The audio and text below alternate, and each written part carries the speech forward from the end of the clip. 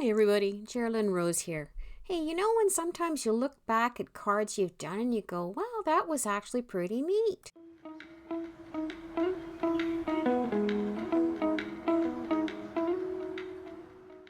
This was a card from one of the color throwdown challenges, yellow, orange, and red, that I recently sent out to a friend in one of my original card groups. I'm working at clearing space off this terabyte hard drive to make way for new videos. There's a few things I find really intriguing about this video, though, looking at the old footage. Number one, just a few changes in lighting sure make an awful lot of difference. Number two, how much styles can change even in a few months, like the arches? And three, your creativity is much more expanded when you encompass a whole broad range of companies rather than just one. Anywho, it looks like I started out by die cutting that just a note sentiment several times with the red textured paper for the top, spraying it to deepen it. I've got 3 panels that I'm working on for the arches. I'm doing each of them in a different way. I'll use the nested arches from Maker's Movement to cut each one in the next successive size down. I cut one extra as well out of some spare cardstock to act as a mask for that top layer. It's difficult to see. I did squash down some yellow ink and smooshed the panel into it before splattering it.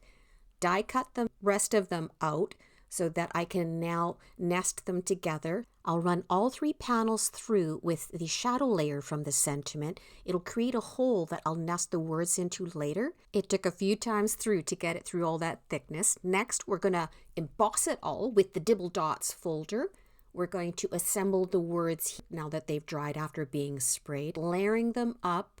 Then I'm going to start working on the flowers. So this is the honeybees, the lovely layers iris.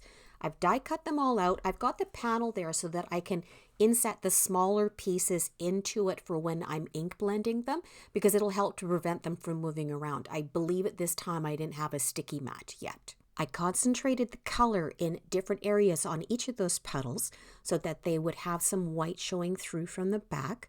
On the card base, I masked it off and splattered with some of the gold mica ink. I'm going to let that dry.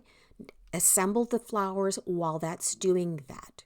The honeybee die cuts don't have the keyhole system like Altenew does, and their packages actually don't have the layering guide on them either for you to refer to. But you can go to the honeybee site and you can download them.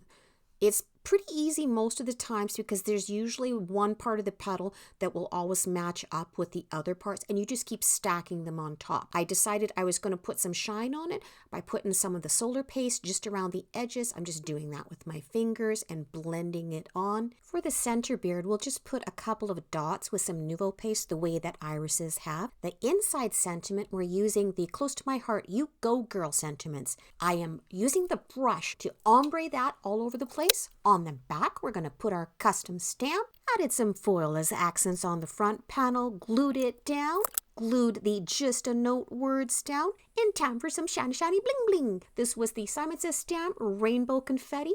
I'm just tucking a few of those discs in strategic spots.